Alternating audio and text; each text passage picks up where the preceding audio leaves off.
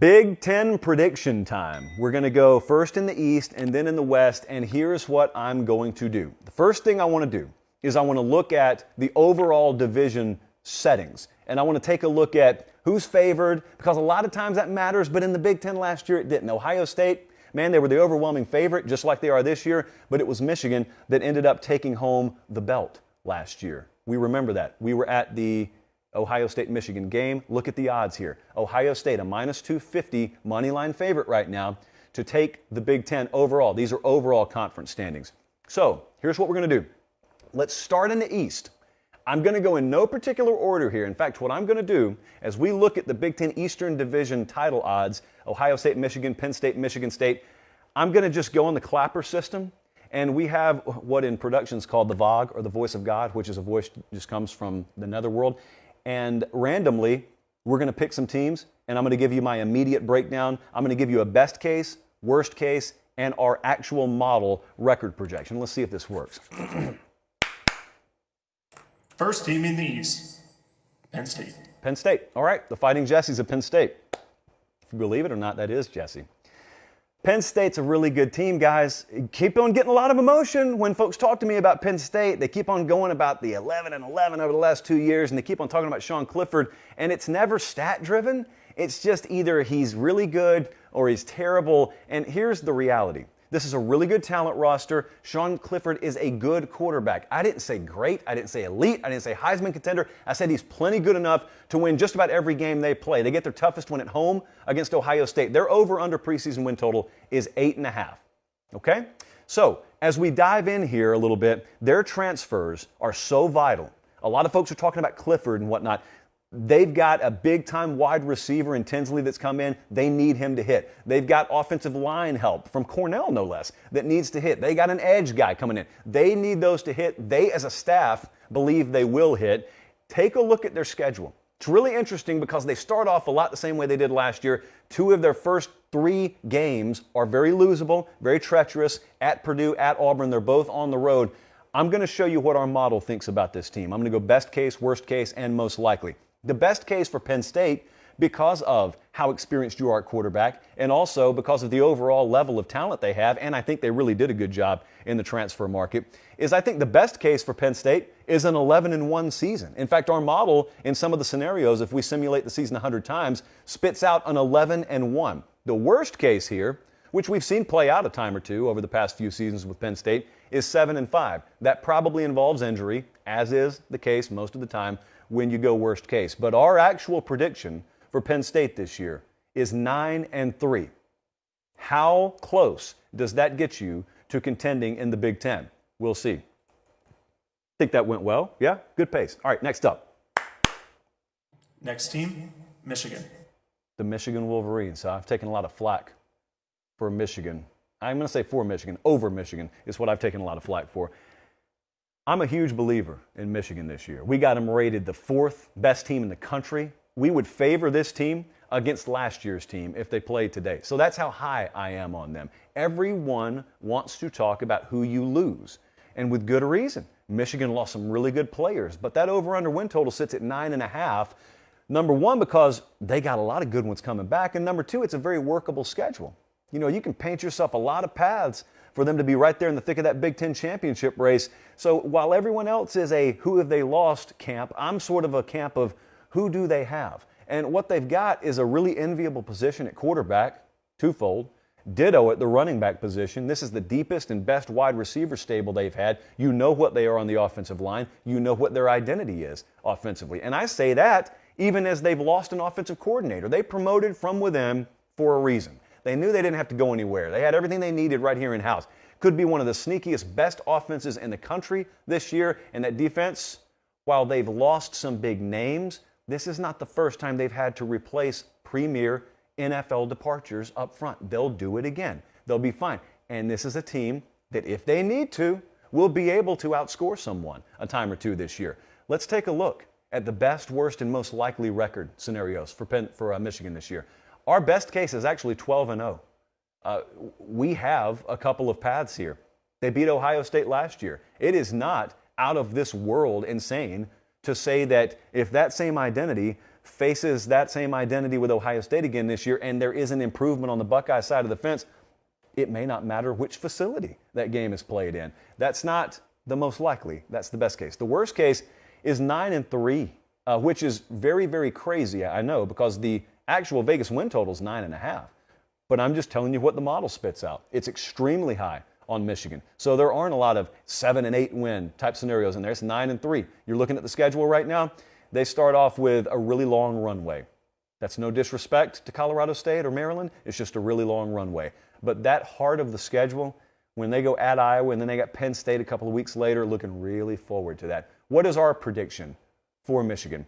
Our official prediction for Michigan, our fourth highest rated team in the JP poll, is 11-1. Michigan is going to be right in the thick of the Big Ten championship picture. As a result of that record, and that's just regular season at 11-1, they will be right there in the thick of the college football playoff picture until the finish line, just like they were last year. Next up, when are we going to do Ohio State? Are we doing Ohio State? Let's go to Michigan's rival. Ohio State. Ohio State. Okay, this is it. This is it. I feel like the draft in here. Okay, so Ryan Day rolls into Big Ten Media Days a couple of weeks ago, and he talks about how big a failure last year was. And he didn't crack a smile. And I know if you read the transcript, you may have thought, oh, that's a little tongue-in-cheek. It's not. It's not if you make your goals to win that game against Michigan, to go on and win the Big Ten championship game, and to win the national championship. They were 0-3 last year. So a lot of accolades, a lot of big fancy statistical numbers, but they didn't ultimately accomplish any of the things they wanted to. The good news is they returned a whole lot of those pieces, and they went and made definitive upgrades defensively. And I'm talking about from a staff perspective. Defensively, there are a lot of guys, a lot of really talented guys that as individuals have not maximized their potential for Ohio State because they hadn't been put in the best position to. Jim Knowles and his staff will change that. I don't know how long it'll take, but I imagine a lot of it's happening right now. The entire mood around this team is exactly where it needs to be. You can feel it. You don't have to be in Columbus, Ohio to feel that. I think they've got an underrated, tough schedule.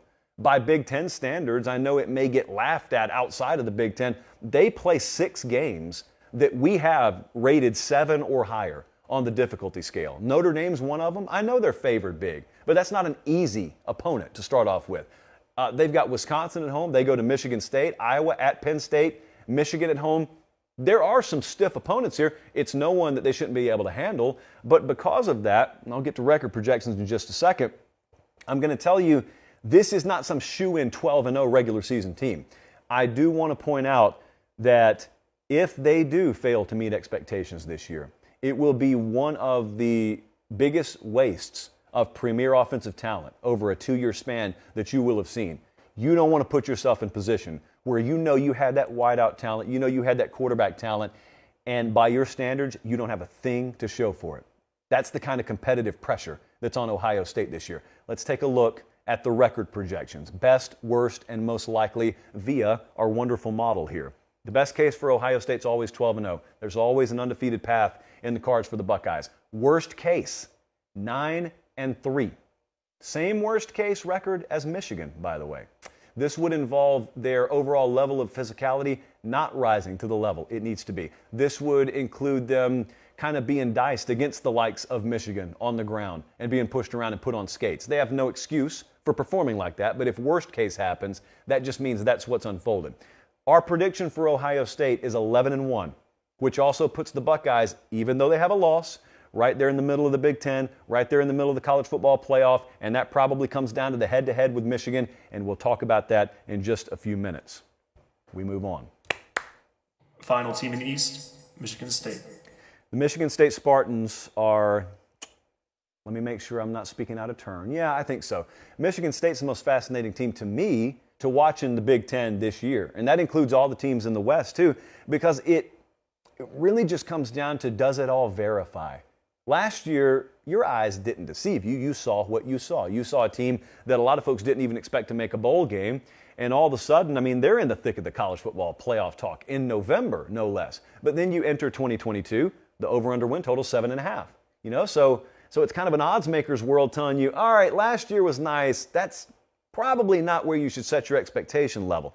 But at the same time, if you believe in what Mel Tucker's cooking up there, like I do, then Michigan State becomes the kind of team where the culture and the identity, a lot of lends itself to just blind belief in the preseason. There may be some names I don't know yet, but I know Michigan State's way. Therefore, I will know those players by season's end. I think you got examples of that there. Peyton Thorne's an incredibly important player this year because of what you have to replace in the backfield. You don't replace a Kenneth Walker. Their coaches have been out front about saying that. In the aggregate, though, you can replace the production by being a little bit better offensively, making sure you protect football at the quarterback position, and also, sure would be nice to have a little bit better play in the defensive secondary, wouldn't it? They had more passes thrown on them last year than anyone, so they had a chore on their hands. I think they'll be better there. How much better? Probably is going to determine several games.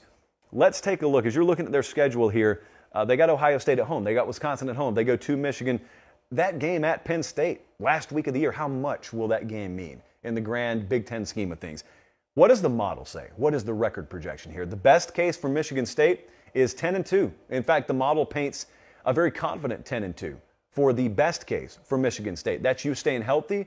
That is you maintaining your identity, even year over year, having lost a lot of talent. That's a good sign if they're able to do that for obvious reasons. The worst case is you kind of just regress back to what expectations were for you last year, and that's 5-7. And that would be obviously a scenario where you get to the end of the year and people are talking about one-hit wonder. They're talking about flash and pan. Well, that's not any conversation we want Michigan State to be in. Our model projects 8-4 as the most likely record prediction for Michigan State. Now, what it also does, and I should mention this, is has a ton of one-possession games. So they are the quintessential Bob team. They're the bounce of ball team. You know, they're a turnover here. They're a missed fourth down conversion away there from making that thing 10-2, making it 8-4, making it 6-6. That is why Michigan State is the most fascinating team to me to watch in the Big Ten, because they're a disruptor too. Ohio State's where they're supposed to be. You know, Michigan historically is kind of where they're supposed to be.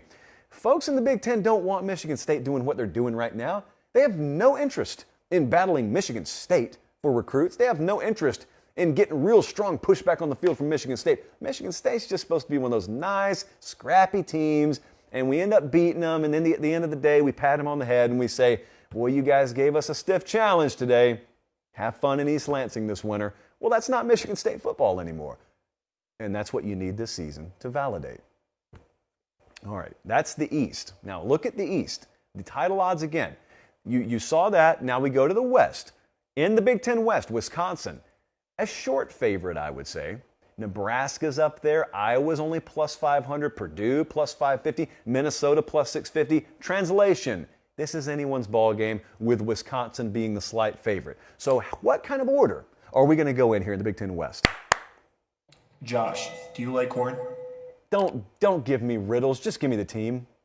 Nebraska. Thank you. Nebraska, first up. What could be eventually may not be immediately for them. They went in the transfer portal and they essentially rehauled their entire team, which stands to reason if all or most of that coalesces the way they want it to, eventually this could be a really good team. Is it reasonable to expect that right out of the gate? I don't know. They play Northwestern less than a week from now. I don't know, but the schedule does set up to where if they can get through that opener over in Ireland, then they've got some time to put the pieces together. Their over-under win total sits there at 7, which is a marked improvement, even if they push, from what they have been on the field under Scott Frost. The schedule helps. Ultimately, Casey Thompson's got to get it done here. That's the quarterback transfer. You talk to folks around Texas and talk to folks around Casey Thompson, and I'm not sure the rest of the country understands the severity of his injury last year, that thumb injury, and what he was and wasn't capable of doing. I'm not making excuses for the guy. I'm just giving it to you like it is. If he is 100% of what he's capable of, they've got a really good quarterback, probably an underrated quarterback there in Casey Thompson. I think that improvement along the lines of scrimmage is imperative for them. I think they understand that. The headlines that a lot of people have gotten worked up over nationally about how many times you got to go over to the old trash can at practice, I don't care. I just hope they're better this year. That's what I hope. So let's take a look at what the model says on the record projections. What's the best case for Nebraska? The best case is 10-2 because of the schedule that we've talked about the entirety of the spring and summer. It's very workable. They're a one-possession loss team after one-possession loss team. You know all that, which means if I get a bounce the right way weekly instead of the wrong way, They can make a quantum leap record-wise. But just as easy as it is to say that, I can say their worst case is 3-9 again. Think about the discrepancy there. That's almost irresponsible to put on the screen, but yet this is Nebraska. And so, yes, they're capable of doing something incredible this year, and they're capable of just totally being a tire fire. I have no clue. Be honest, neither do you when it comes to what to expect. So, what's the happy medium? 7-5. That's our record projection for Nebraska. That would be a bowl game for the first time under Scott Frost. That would be double the amount of wins in any given season that he has had there so far. It's there. It is there. It is there for the taking. Please make it happen. Nebraska, 7-5. Let's go to the Iowa Hawkeyes. Iowa is no mystery, and yet so many times teams fail to figure it out. They're just waiting for you to lose, and you know what you do? You hand them games, and then they take it from you. It's very methodical, and I respect it because there's probably no team in the Big Ten more in tune with their identity than Iowa. Their over-under win total, 7.5 this year. There is a skill in making more talented teams play your game. Iowa does it all the time. They may not always win, but they are masters. They're experts at making you, full of 4- and 5-star talent, play their game. And it's not fun, and it's physical, and it's taxing, and you never feel like you get out of the gate, and you feel like you're playing in quicksand, and there you go. They've got you. And so what are they going to do this year? Is there any uptick offensively? Because a lot of folks, and I'm in this camp, I watch Iowa, and I just think they are what they are offensively. And is that the case? I think it probably is. But yet, because of how overall secure they are in their identity, and because of overall how deep the talent is on the team, look, they still, if you look at our record projections, they still have a 10-2 in them this year. There is a path where you turn the ball over enough and where they're comfortable enough just sitting there and waiting for it, they go 10-2. But because they are also limited offensively, if you do execute against them, if you don't turn the ball over a whole lot, there's also a 5-7 in there. I think 8-4 for Iowa is what we're going to go with as the most likely projection. 8-4 is a really good year for Iowa, 8-4. Next up. Let's go to the Wisconsin Badgers. Wisconsin is the preseason favorite in the Big Ten West. Not by much, but they are the preseason favorite. There have been rumblings out of Madison about an improved pass game. I myself remain skeptical but hopeful. Skylar Bell is a name that we've heard about virtually every week. We've seen some circus catches. Sometimes that's just highlight reel stuff. Sometimes it means you got the real thing on your hands. I hope they do. They lost a number of their premier pass catchers, but what is premier in the passing game at Wisconsin? So you still got guys with a perfect opportunity to flash on the scene. They've got a critical stretch at the end of their season. They closed the season at Iowa, at Nebraska, and versus Minnesota. Those are all in division games, and those are basically the teams they'll be bouncing off of to try and get where they want to be, and that's the Big Ten championship game. This is always a team in contention. Last year, feels like they were off. They weren't. They were 9-4. Let's take a look at the model projections for Wisconsin. The best case, we put it at 10-2, and they, by the way, go to Ohio State in the regular season. So best case, 10-2. In fact, I bumped it up to 11-1 because the only game where you look at and you say, it's going to be a tough one now. I don't know about that, was the Ohio State game. So 11-1 for Wisconsin, best case. Worst case is 8-4. That's not a big drop-off, guys. 8-4 on your worst day is getting it done at a pretty high level. We predict Wisconsin to go 10-2 this year. And my guess, and you're about to see shortly, is 10-2 may very well be good enough to land them in the Big Ten championship game. Last up in the Big Ten West. PJ Fleck and the Minnesota Golden Gopher. In that order, maybe. Minnesota is a team the model is suspiciously high on. Really suspiciously, because the over-under win total here is 7.5. We've got them as a top 30 team. I know I haven't told you that yet, so there's breaking news. Minnesota, top 30 in the JP poll. It's very simple. You've got the offensive coordinator back there that you always should have had, Kirk Soraka. They've got health, which they did not have last year at all, so let's cross our fingers for that. And Tanner Morgan, being married again with Kirk Soraka, as it turns out. That's a very good combination. It's a good combination, especially in an ultra wide open division, to make some big things happen. They got to beat Iowa. You know what they got to do? They got to beat the Hawkeyes. They've lost 5 straight to them. They get them at home. They get them the second to last game of the season. You really wonder, don't you, how much will be riding on that game. Let's take a look at the record projections for Iowa. We've got best case for them at 9-3.